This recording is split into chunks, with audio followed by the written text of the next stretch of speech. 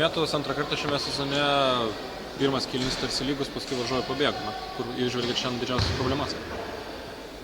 Kad nežaidėm kitus 3 kėlinius taip, kaip žaidėm pirmą. Didžiausia problema. Ruošiamės, kažkodėl tai galėjom žaisti pirmą kėlinį, paskui subirėjom. 8 žaidėjus tik tai turit, ar jaučiasi trūkumas, sakykime, rotacijos? Jaučiasi, aišku, iš kur atsiranda tos klaidos tokios. Lyg tai atrodo vaikiškos, bet esam žmonės ir turim suprasti, kad čia žingsnelio nespėjau, čia nespėjau, arba lėčiau grįžau, jau po krepšių kažkas laisvas.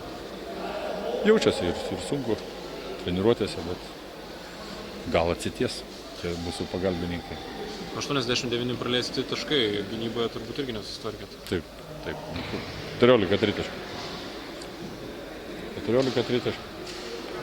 Čia kažkokia lemtis, ar kaip čia pasakyti. Nu, visi žinom ir kiti taip žaidžia, atsitraukia nuo Ivanausko, nemeta. Ivanauskas meta pataiko iš 8 metrų. Nu, matyt, kažkokį pyktį turi Utenos.